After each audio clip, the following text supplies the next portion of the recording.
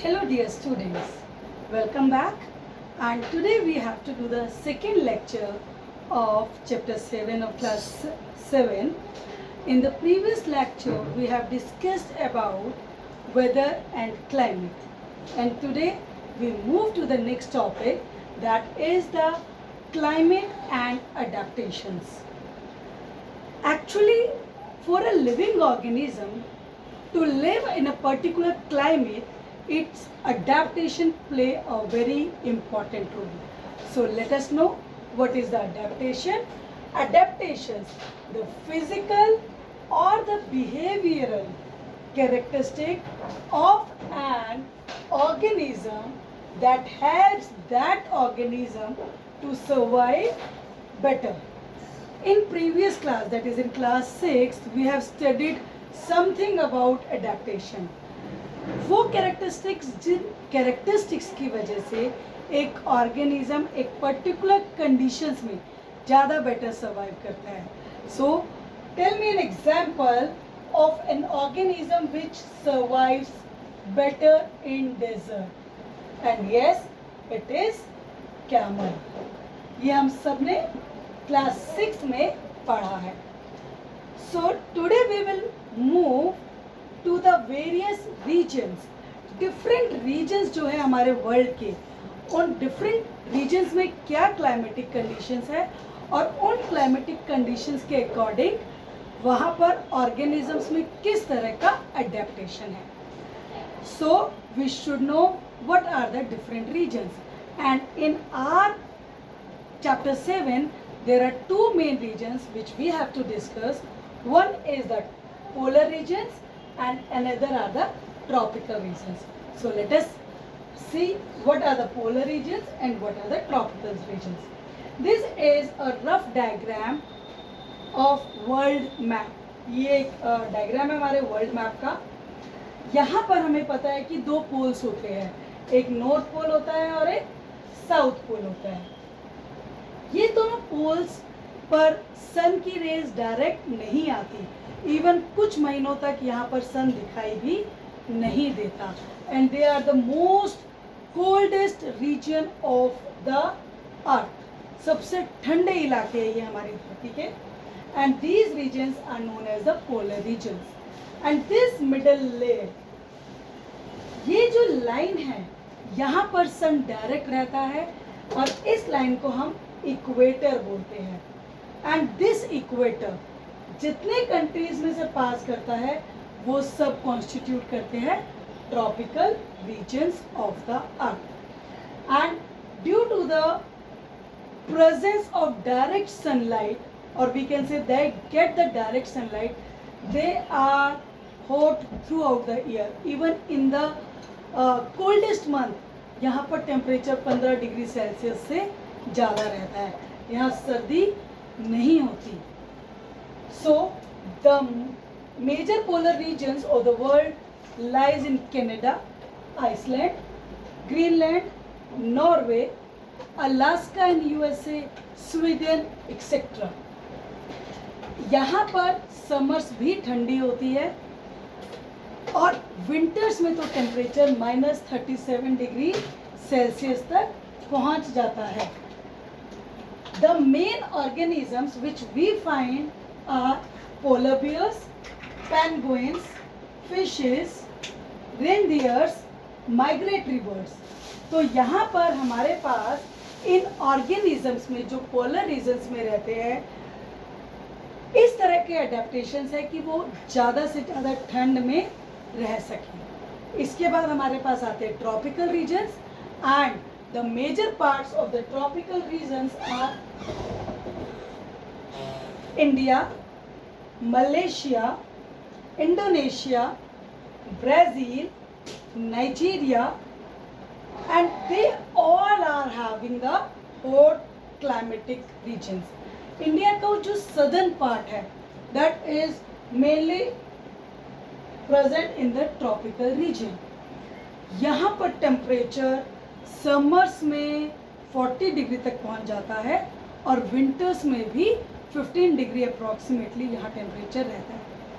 So we can conclude that the polar regions are having very coldy climatic conditions, while the tropical regions are having hot climatic regions, and also they are having the good rainfall. So hot and humid climatic condition is prevalent in the tropical regions, and cold and dry conditions are prevalent in the polar regions. So the organisms which we generally find in a tropical regions are of various different types, and few discussed here are monkeys, apes, gorillas, red-eyed frog, toucan, macaw, elephants, etc. तो एक अब हम general characteristics की बात करेंगे. जितने भी हमारे पोलर रीजन्स के एनिमल्स होते हैं, से पोलर बियर है या पेंगुइन्स है, इनके ऊपर, इनकी बॉडी पर एक वाइट फर होता है which can help them to match with the snow. तो स्नो में क्या फायदा होगा इनको, ये अपने आप को प्रीडेटर से बचा पाएंगे, अपने आप को प्रे बनने से बचा पाएंगे. Moreover they can easily search for their food, क्योंकि अब इन्हें कोई इजीली नहीं देख पाएगा. इनकी बॉडी पर हेवी फर होता है, हाई इंसुलेशन होता है. इंसुलेशन जो बॉडी से हीट बाहर नहीं जाने देता. They are the good swimmers. Swimmers होते हैं क्योंकि जब समर्स के टाइम पर पानी बनता है, बर्फ़ पिघलती है, तो ये उस पर स्विम करके इजीली अपने फूड को सर्च कर सकते हैं. फिशेस हमें वहाँ मिलती है सर्दी के टाइम पर. ऊपर वाली लेयर ज़्यादा ठंडी होती है पानी की, so fishes move downwards. Reindeers जो हम सेंटा क्लॉज के पास देखते हैं animal, migratory birds, these are very important. इनका नाम माइग्रेटरी बर्ड्स इनकी एक स्पेसिफिक फीचर के कारण है. These migratory birds migrate during the winters. ये वहाँ से माइग्रेट कर कर दूसरे कंट्रीज में, दूसरे प्लेसेस पे चली जाती है. And even India is one of the major hub for the migratory birds. हमारे राजस्थान में भरतपुर एरिया में हमें साइबेरियन क्रेन्स देखने को मिलती है. They are the migratory birds. Sultanpur Haryana में माइग्रेटरी बर्ड्स बहुत आती है. And these migratory birds due to their strong senses can move back to their places safely. तो ये समर्स में वापस पोलर रीजन्स पे चली जाती है और विंटर्स पे माइग्रेट करके दूसरे प्लेसेस पे जाती है. जो ट्रॉपिकल रीजन्स होते हैं वहाँ पर हॉट ह्यूमिड क्लाइमेट होने की वजह से ट्रॉपिकल रेन फॉरेस्ट होते हैं. And these tropical rain forest हमें इंडिया में भी वेस्टर्न घाट्स में देखने को मिलते हैं. And these are the home of thousands of different animals. इन ट्रॉपिकल रेन फॉरेस्ट पे बहुत सारे एनिमल्स रहते हैं. वहाँ पर इनको डिफरेंट टाइप का फूड अवेलेबल होता है. बारिश होती है तो होम, फूड, शेल्टर, इन तीनों चीज़ों की वजह से ट्रॉपिकल रेन फॉरेस्ट में जो नंबर ऑफ एनिमल्स है या बर्ड्स है that is very large. And because of the presence of large number of animals competition बढ़ जाएगा फूड के लिए. और इस कंपटीशन में जो ज़्यादा बेटर ऑर्गेनिज्म होगा वो सरवाइव करता है. एक हमारे पास टर्म है कैम्यूफ्लैग. आप लोगों ने चेमेलियन, जो हिंदी में क्या बोलते हैं, गिरगिट. गिरगिट क्या करती है, अपने बॉडी के कलर को चेंज कर सकती है अकॉर्डिंग टू द एनवायरमेंटल, जो उसके नियर बाय एटमॉस्फेयर है उसके अकॉर्डिंग वो अपने कलर को चेंज कर सकती है. जिस प्लेस पे वो सर्वाइव कर रही है वो सॉइल की तरह अपना कलर चेंज कर सकती है. जिस ट्री की बार्क पे है उस बार्क की तरह अपना कलर कर सकती है. अगर वो लीफ के आसपास है तो उसकी बॉडी का कलर ग्रीन चेंज हो जाता है. And this property of matching the body colour with its surroundings is known as camouflage. और ये ट्रॉपिकल रेन फॉरेस्ट में काफ़ी ऑर्गेनिजम्स में प्रॉपर्टी होती है. हमें ट्रॉपिकल रेन फॉरेस्ट में ये कॉमन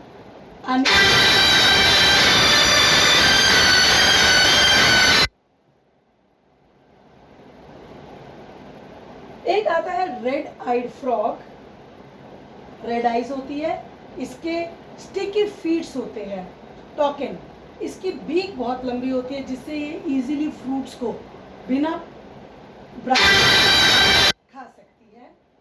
इसके बाद मैकाओ, ये एक तरह का एप है। एंड देन एलिफेंट्स, एलिफेंट्स हमें पता है कि इसकी ट्रंक होती है, जिस ट्रंक को जो ये नोज की तरह अपना यूज़ करता है, तो इसकी स्मेल कैपेसिटी बहुत हाई होती है। सो these are few of the examples which we find in different regions of the world, and these organisms survive there only due to the adaptations according to the climatic conditions. And for this you can go to the description box, and I have put the notes of this chapter of these animals characteristics in my Bartek blog, and the link is given in the description box, so you can go through that. Thank you for today.